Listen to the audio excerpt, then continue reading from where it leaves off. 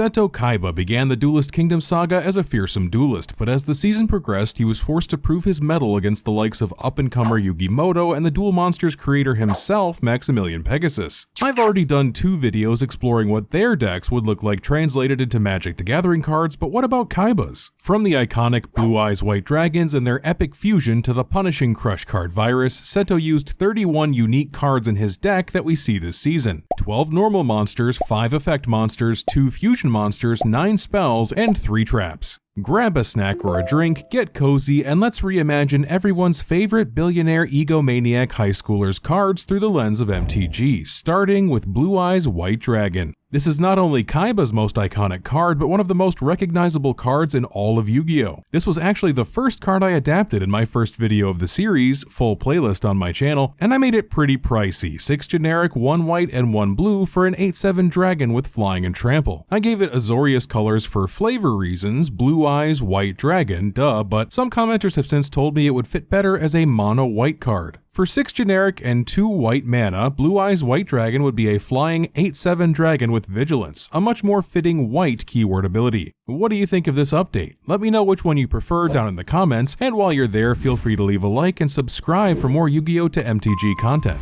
Did you know the very first monster officially summoned in any Yu-Gi-Oh! Anime was Hitatsumi Giant? This was the first card Kaiba played in the franchise's first official duel against Yugi. This level 4 Beast Warrior sports 1200 attack, 1000 defense, and a singular eye in the middle of its face, so Magic's iteration would be a 3/2 Cyclops Giant for 2 and 1 red. Another fun fact, this monster's TCG name refers to the Hitatsume Kozo, a one-eyed Japanese yokai, while its Japanese name is simply Cyclops. Hitatsumi Giant might not seem like the most impressive card, but Kaiba did have more powerful attackers like Battle Ox, which helped cement his primarily beat-down strategy. This level 4 Beast Warrior sported the second highest attack of any level 4 monster in his deck, and it would translate to a Minotaur Warrior costing 3 generic and 1 red to summon. It would have 4 power and 2 toughness plus haste. Did you know its name in Japanese is just Minotaurus? A lot of Kaiba's deck borrowed from Greek mythology, I guess. Speaking of mythological creatures, Kaiba's Mystic Horseman proved to be a powerful combo piece with the Battle Ox, something we'll explore later in the video. While this is an Earth attribute monster and centaurs are overwhelmingly green in Magic, its weapon and mystical quality reminded me of some other MTG centaurs, those of the white variety. I'd make Mystic Horseman a 3/4 centaur with trample for 3 and 1 white.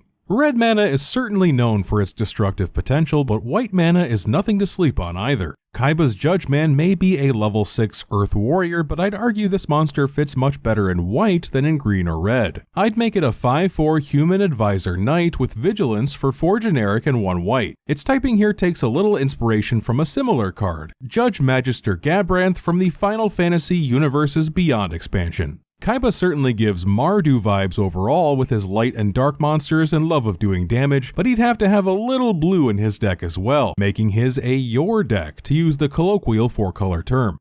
Jinn, the Mystical Genie of the Lamp, is a dark fiend in Yu-Gi-Oh! And the strongest 4-star monster in Kaiba's deck during Duelist Kingdom. However, its typing gives it a different translation in Magic, making it a 4/2 Jinn with flying, costing 3 generic and 1 blue mana, as well as a much shorter name that could actually fit on the card. We already covered Rude Kaiser during Yugi's Duelist Kingdom deck video, so I won't harp on it too much here. Feel free to check out the playlist if you're interested. For a new monster, let's pivot to Ryukushin Powered, a level 4 Dark Fiend with 1600 attack and 1200 defense. Its TCG name is a Japanese name that roughly translates to Fierce Dragon God, owing to the monster's draconic appearance, but its flavor text reveals its true nature. Gargoyles are primarily white or colorless artifact creatures in Magic, so I'd make Ryukushin Powered an artifact creature gargoyle for 4 generic mana. It would have 4 power, 3 toughness, and why not give it flying like other gargoyles? Kaiba's deck does seem to like its flyers. For all these monsters we see Kaiba use in the anime, there are some he doesn't actually summon. Gyakutenno Megami never gets summoned to the field, but in the uncensored version of the anime, Kaiba does use it to jam the weapon of one of Pegasus's hired goons. It's a level 6 fairy in Yu-Gi-Oh!, but since this game uses fairy and angel interchangeably, the adaptation choice for Magic seems obvious. Gyakutenno Megami would cost 4 generic and 1 white for a 4/5 angel with flying. We also never see Kaiba use Aqua Madour, a level 4 water spellcaster with 1200 attack and 2000 defense. Although its face is hidden by what appears to be a mask and its nails sort of look like claws, this monster is only described as a wizard, so this would be a 3/5 human wizard for 3 generic and 1 blue. If you think this monster is obscure, just feast your eyes on Grappler. Grappler is a water reptile with 1300 attack and 1200 defense. While Ghost Kaiba does summon this monster, the real Seto never does, and it only appears in his briefcase or on his desk in a flashback. Did you know the real-life card wasn't even released in the TCG until 2024? Magic's take on Grappler would be a 3/3 snake for 2 generic and 1 blue.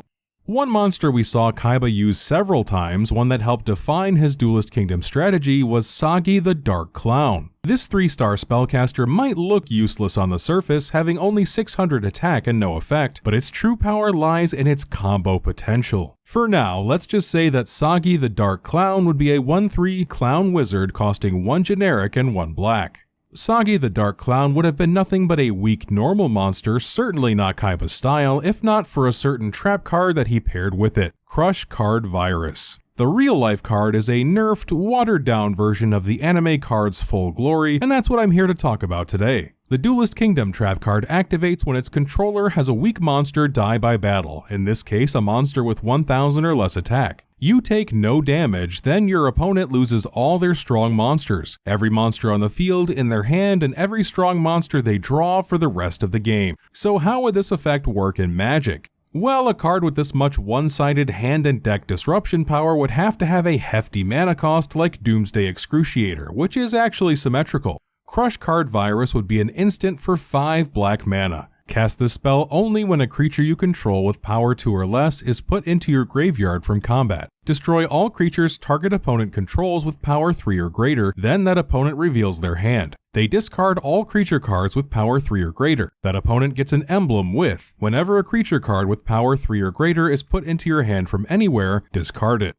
Kaiba has other spells and traps, but first let's tackle his effect monsters. Kaiba is all about his dragons, and where would his dragons be without Lord of D? Going by the much less funny name, Lord of Dragon, Dragon's Ruler in Japanese, this is a level 4 dark spellcaster with 1200 attack and 1100 defense. Its effect reads, neither player can target dragon monsters on the field with card effects. Lord of D would cost 3 generic and 1 black for a 3/3 human warlock, and in tried and true MTG keyword fashion, his ability would simply read, Dragon creatures have Shroud. Here's where things get a little more complicated. In the real-life TCG, Swordstalker is just a level 6 Dark Warrior with 2000 attack, 1600 defense, and no effect. However, it was actually treated as an effect monster in the anime. Its Japanese name is Swordstalker of Revenge, and in Duelist Kingdom it had the effect, 1/4 of the attack of one monster in your graveyard is added to this card's attack. Yu-Gi-Oh! Doesn't really do fractions like this, but Magic might be able to swing it, since there are cards that involve calculating half of a given number and rounding up or down. Swordstalker would be a 5/4 Nightmare Warrior for 5 and 1 black with the ability, when Swordstalker enters the battlefield, target one creature in your graveyard. As long as Swordstalker is on the battlefield, it gets +X/+0, where X is 1/4 of target creature's power rounded up.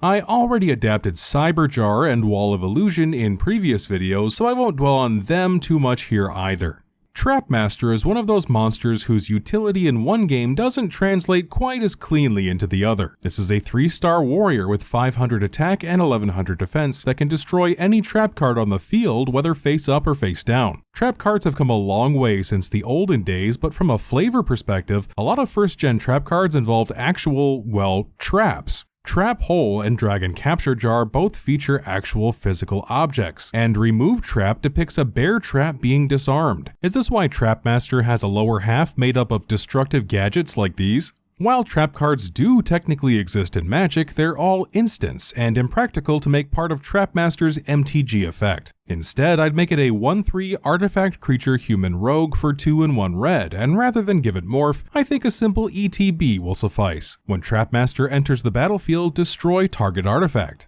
While we're on the subject of traps, we might as well cover the other 2 traps in Kaiba's arsenal, starting with Defense Paralysis. The IRL version of this card is just a spell that targets one opposing defense position monster and switches it to attack mode. As always, the anime version is much stronger. This is a trap card that activates when an opponent's monster switches to defense mode, and it switches all enemy monsters back to attack mode. With a name like Defense Paralysis or Stop Defense in the real TCG, the idea is that opposing monsters can't block battle damage, so Magic will do something completely different while preserving the spirit of the effect. In my research, I found that this is actually a fairly red effect, surprisingly, so Defense Paralysis would be an instant for 3 and 1 red. Creatures target opponent controls can't block this turn.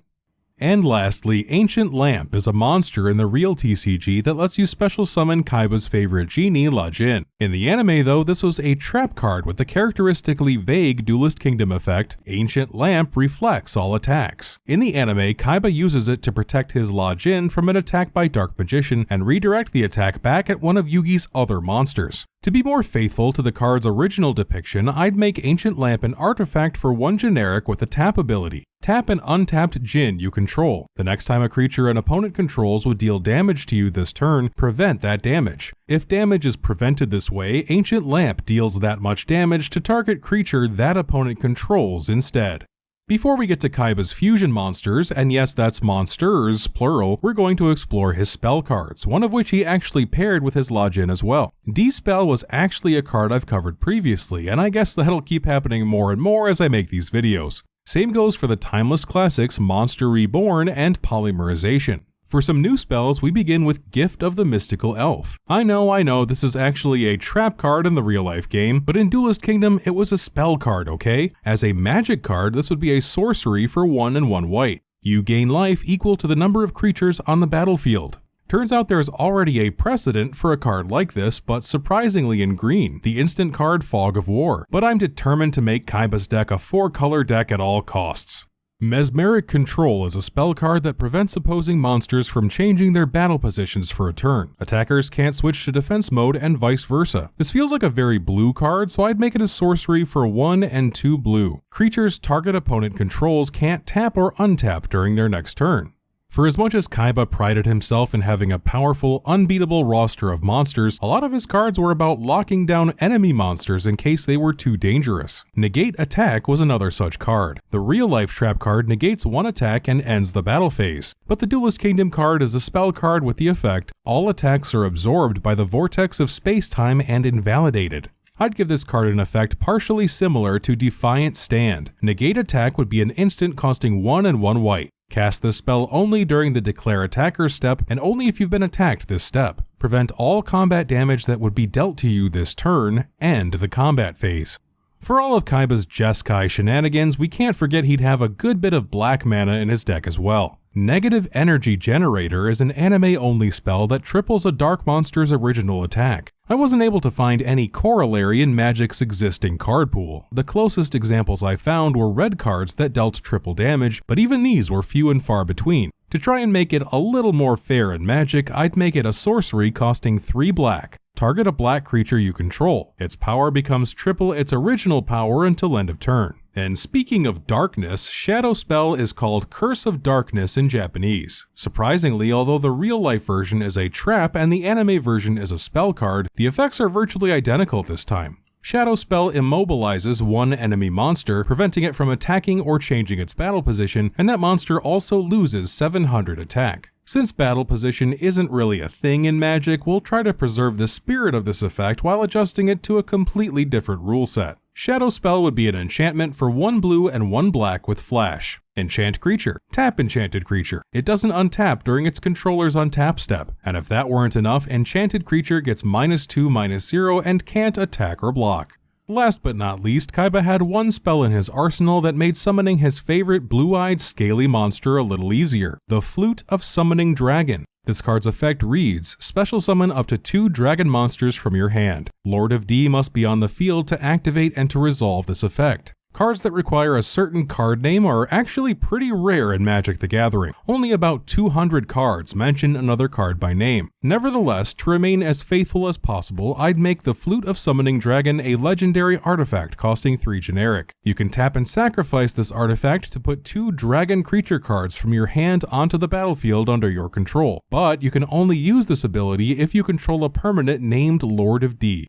For those of you who followed along with this series already, you'll know we already translated polymerization into magic a couple times. This card is important for Kaiba since it helps him summon the most powerful monster he owns, but before we get to that one, can you name his other fusion monster? Any guesses? Hint, this thing's an absolute beast. More accurately, it's a beast warrior. What do you get when you cross Mystic Horseman with Battle Ox? You get Rabid Horseman. I'd make this a Boros creature for 3 generic, 1 white, and 1 red mana. Of course, it wouldn't be summoned for its mana cost, but rather played using polymerization and its 2 fusion materials. Rabid Horseman would be a 5/4 Minotaur Centaur with Trample and Haste. 3 cards for a French vanilla 5/4, that's hardly worth it. Yeah, well, Rabid Horseman wasn't really that worth it in old school Yu-Gi-Oh! Either. At least the last monster in Kaiba's toolbox had its own claim to fame. It was the highest attack monster ever seen up to that point, and remains the highest attack non-effect monster in the game to this day.